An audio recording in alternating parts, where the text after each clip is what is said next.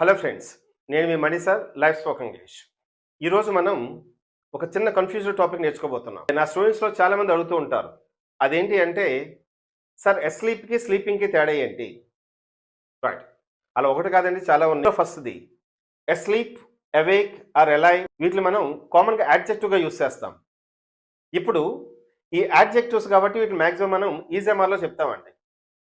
For example, ఆవిడ పిలువ అన్నాను, లేదండి ఆవిడ పాపం నిద్రపోతుంది అన్నారు అనుకోండి, షీ స్లీపింగ్.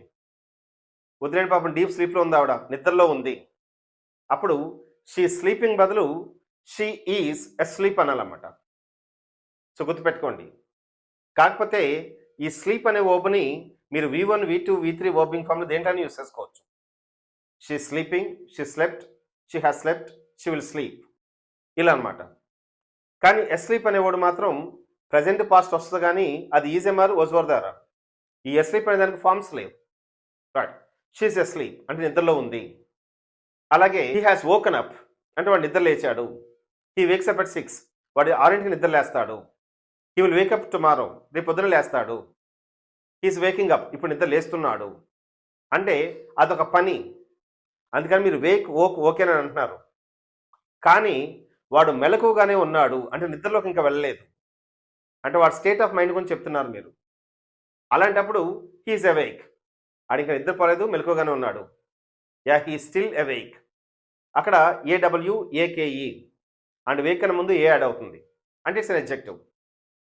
సో మూడవది, ఆవిడ బతికే ఉంది. ఇక్కడ ఉంది, she is alive.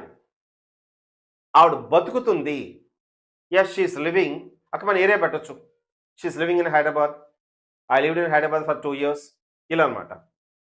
So living and alive 3 వర్డ్స్లో ఒకటి అడ్జెక్టివ్, ఒకటి వర్బ్.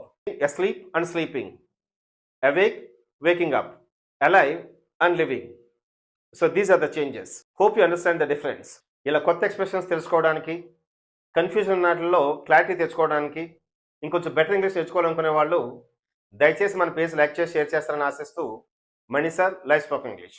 Thanks so much.